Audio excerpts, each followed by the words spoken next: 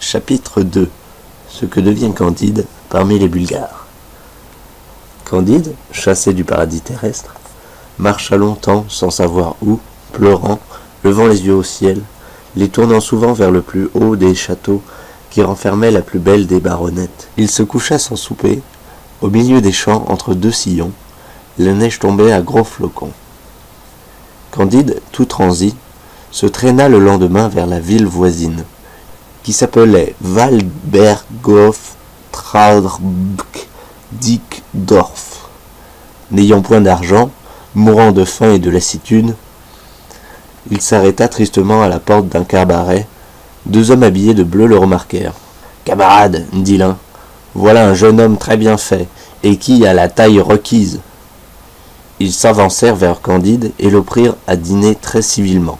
« Messieurs, leur dit Candide, avec une modestie charmante, vous me faites beaucoup d'honneur, mais je n'ai pas de quoi payer mon écho. »« Ah, monsieur, lui dit un des bleus, les personnes de votre figure et de votre mérite ne payent jamais rien.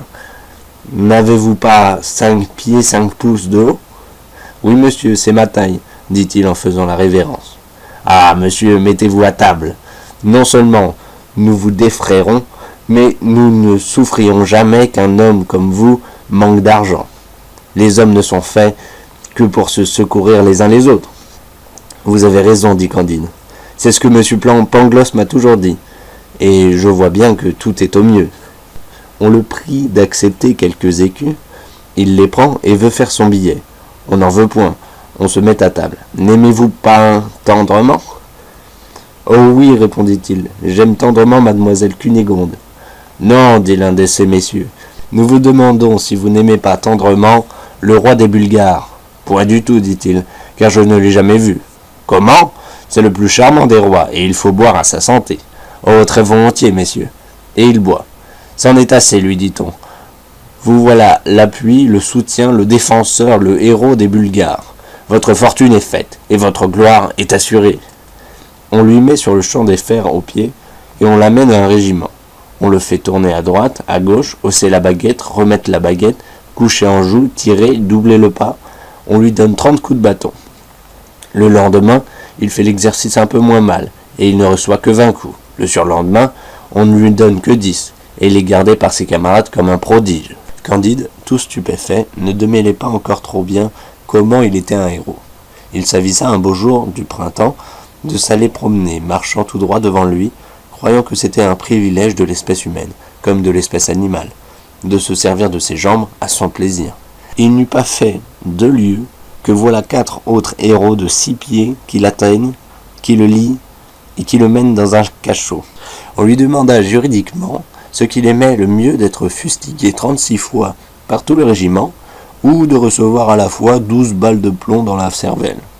Il eut beau dire que les volontés sont libres, et qu'il ne voulait ni l'un ni l'autre, il fallut faire un choix. Il se détermina, en vertu du don de Dieu qu'on l'a nommé liberté, à passer 36 fois par les baguettes. Il essuya 2 promenades. Cela lui composa 4000 coups de baguette, qui, depuis la nuque du cou jusqu'au cul, lui découvrirent les muscles et les nerfs. Comme on allait procéder à la 3e course, Candide n'en pouvait plus, demandant en grâce qu'on voulût bien avoir la bonté de lui casser la tête. Il obtint cette faveur.